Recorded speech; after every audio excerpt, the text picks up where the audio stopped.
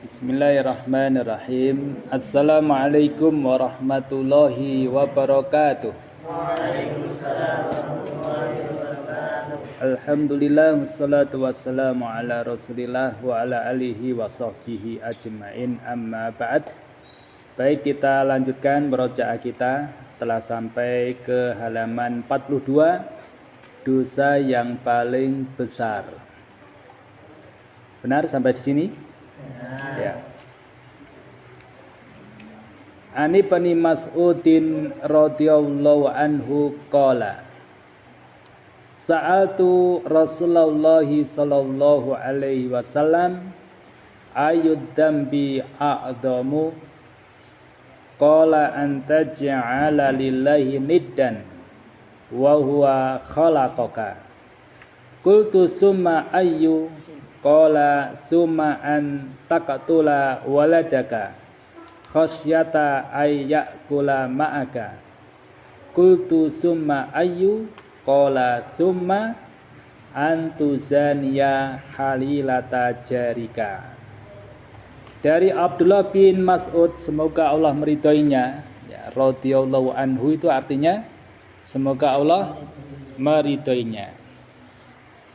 Kalau radhiyallahu anha artinya apa? Sama, semoga Allah meridhoinya. Bedanya apa? Laki-laki dan perempuan. Kalau radhiyallahu anhu itu laki-laki, semoga Allah meridhoinya. Kalau radhiyallahu anha perempuan, artinya semoga Allah meridhoinya. Ia berkata, aku bertanya kepada Rasulullah sallallahu alaihi wasallam, dosa apakah yang paling besar? Beliau sallallahu alaihi wasallam menjawab, engkau menyekutukan Allah padahal Dia yang telah menciptakanmu. Kemudian aku bertanya lagi, kemudian dosa apa lagi? Beliau sallallahu alaihi wasallam menjawab, engkau membunuh anakmu karena takut ia makan bersamamu. Aku bertanya lagi, kemudian dosa apa lagi? Beliau sallallahu alaihi wasallam pun menjawab, engkau berzina dengan istri tetanggamu. Hadis riwayat Bukhari.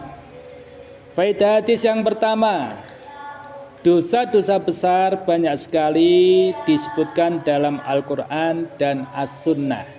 Dua, dosa terbagi menjadi dosa besar yang paling besar, dosa besar, dan dosa kecil. Jadi ada dosa besar yang paling besar, ada dosa-dosa besar, dan ada dosa kecil.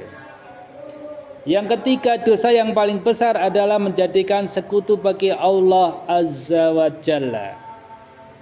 Yang keempat, menyekutukan Allah Azza wa Jalla, ya, beribadah kepada selain Allah Azza wa Jalla, berdoa kepada selain Allah Azza wa Jalla adalah kesyirikan yang besar, atau dengan kata lain syirkul akbar, ya, syirik besar.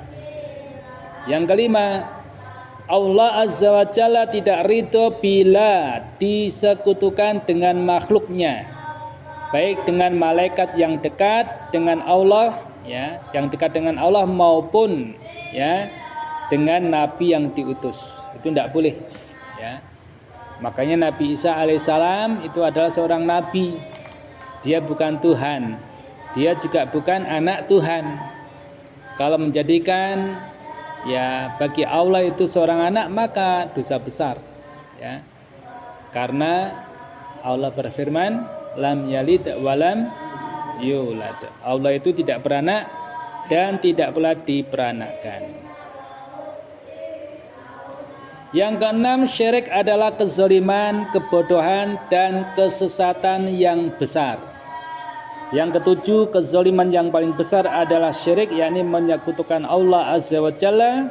Yang kedelapan, tidak cukup bagi seseorang hanya mengetahui tauhid saja dan mengamalkannya, ya, akan tapi ia juga harus mengetahui lawan dari tauhid, yaitu kesyirikan.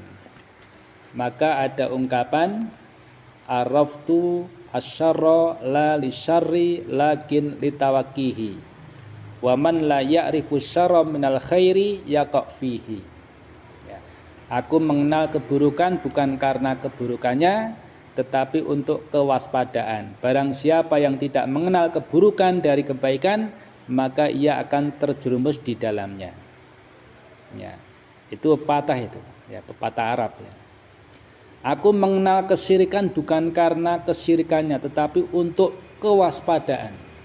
Barang siapa yang tidak mengenal kesyirikan dari tauhid, maka ia akan terjerumus di dalam kesyirikan tersebut.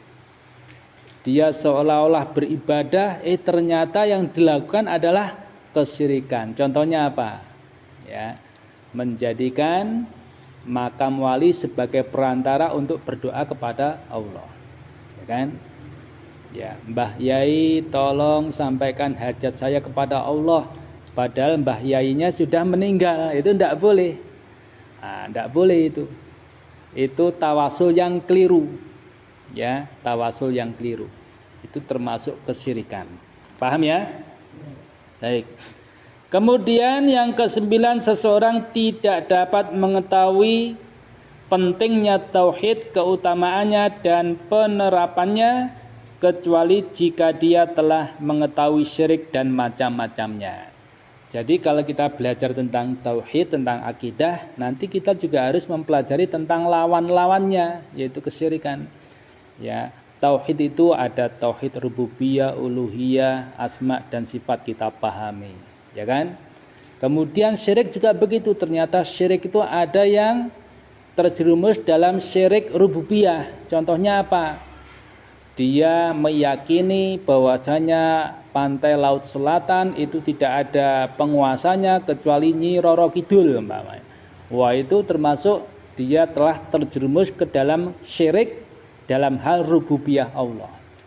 Padahal yang menguasai jagat raya ini adalah Allah Subhanahu wa taala. Paham ya?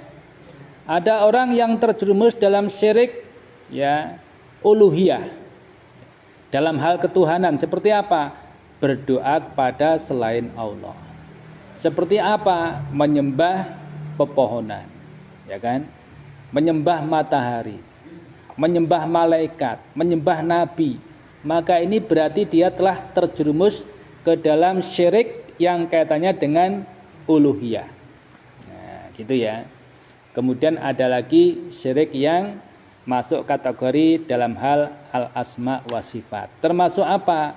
Dia mengingkari nama-nama dan sifat-sifat Allah yang agung. Ini tidak boleh ya. Jadi seorang muslim tidak boleh mengingkari akan nama-nama dan sifat-sifat Allah yang agung. Ya. Baik, kemudian yang ke-11 ya, membunuh anak termasuk dosa besar. Nomor 10 dulu ya. Nomor 10 di antara dosa besar adalah membunuh jiwa yang diharamkan Allah Azza wa Jalla. Belum punya bukunya. Nah, ini. Tadi tidak bilang ya. Ya. Halaman 43. Di antara dosa besar adalah membunuh jiwa yang diharamkan Allah Azza wa Jalla. Ya. Uji enggak bawa buku. Bukunya kemana? Hilang. Tapi ada. Ya udah. Yang belum punya bilang ya, saya masih ada ya. Baik, kemudian membunuh anak termasuk dosa besar, tidak boleh. Kemudian yang ke-12, tidak boleh seseorang membunuh anaknya karena hidupnya miskin atau takut tidak makan, ya, atau takut dengan banyak anak menjadi miskin. Ini untuk apa yang sudah menikah ya. Kalau anak-anak kan baru baru wacana ke depan. Yang ke-13, Allah Azza wa Jalla yang menciptakan seluruh makhluk dan Allah pula yang memberikan rizki kepada seluruh makhluk. Jadi rizki kita itu sudah ditanggung oleh Allah Subhanahu wa taala ya. Jadi kalau ada orang meninggal ya, maka disitulah rizkinya telah habis. Ya, jadi kalau rizki yang telah Allah takdirkan itu belum sampai kepada seseorang, maka seseorang itu tidak akan diwafatkan oleh Allah Subhanahu wa taala. Kalau seseorang itu sudah diwafatkan oleh Allah, berarti jatah rizkinya di dunia sampai segitu. Begitu ya. Yang ke-14 di antara dosa besar adalah berbuat zina atau berzina. Berzina adalah perbuatan yang kotor, jorok, dan moral yang rusak, serta merupakan sejelek-jelek jalan. Tidak boleh ya. Berzina dengan istri tangga merupakan dosa besar yang paling besar ya, jadi berzina itu ada tingkatannya ya. Kalau berzina di luar dengan berzina dengan tetangga itu lebih besar dengan tetangga dosanya, dan masing-masing diharamkan oleh Allah Subhanahu wa ta'ala. Allah Azza wa Jalla dan Rasulnya memerintahkan untuk berbuat baik kepada tetangga. Dalam hadis, siapa yang ingat hadisnya? Berbuat baik kepada tetangga. Man kana yu'minu billahi wal yaumil akhir falyukrim jarahu. Barang siapa beriman kepada Allah dan hari akhir, hendaklah ia memuliakan tetangganya. Ketika seseorang berzina dengan istri tangganya, berarti dia telah melanggar perintah Allah dan Rasulnya, merusak hubungan tetangga, merusak rumah tangga orang lain, dan mencemarkan nama baik dan lain sebagainya. Jadi dosa besar, tidak boleh ya. Yang ke-18, wajib segera bertobat atas semua perbuatan dosa. Jadi ya, perbuatan dosa apapun, bahkan sampai dosa syirik sekalipun, maka bila mana bertobat pelakunya, maka Allah akan mengampuninya. Ya, bertobat dengan taubatan yang benar, taubatan nasuha, ya, menyesali perbuatan-perbuatan dosanya.